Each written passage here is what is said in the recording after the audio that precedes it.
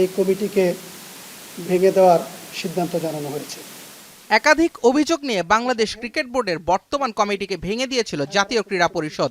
নির্বাচনে কারচুপির অভিযোগে তদন্ত কমিটির প্রতিবেদন দাখিলের পরপরই নিজেদের আইনি ক্ষমতায় আমিনুল ইসলাম বুলবুলের বোর্ড ভেঙে দেয় এনএসসি। এরপরে নির্বাচন আয়োজন করতে গঠন করা হয় অ্যাডহক কমিটি।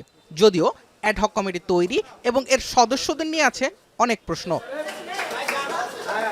৩ মাসের দায়িত্বে বিসিবির সর্বোচ্চ পর্যায়ে আসা অনেকেই সরকারের মন্ত্রী পরিষদের সঙ্গে সংশ্লিষ্ট। এই নিয়ে প্রশ্ন উঠেছে সাধারণ ক্রিকেট ভক্তদের।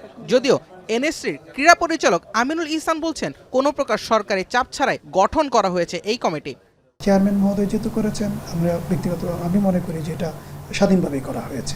ওনাদেরকে এনএসসি কর্তৃপক্ষ এই দায়িত্বটি পালনের জন্য উপযুক্ত মনে করেছেন। 3 মাসের জন্য তাদেরকে একটা গুরুত্বপূর্ণ দায়িত্ব দেওয়া হয়েছে।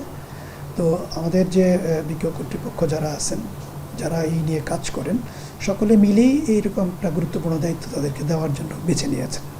তদন্ত কমিটির পক্ষ থেকে বলা হয়েছিল কাউকে সুস্পষ্টভাবে দায়ী করা হচ্ছে না।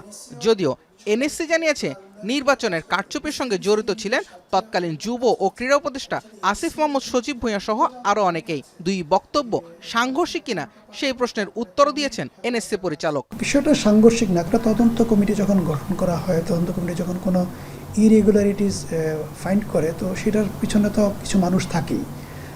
ওনারা হয়তো সুনির্দিষ্টভাবে কারোকে, আমি ধারণা করি যে স্যার এটাই হয়তো বলতে চেয়েছেন যে ব্যক্তিগতভাবে কাউকে দোষারোপ করার জন্য কমিটিটা কাজ করেনি, কমিটি ফ্যাক্টস ফাইন্ডিংয়ের জন্যই কাজ করেছে।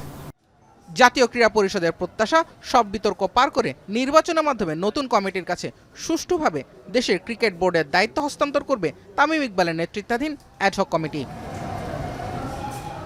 জুবায়ের আহমেদ, এখন, ঢাকা।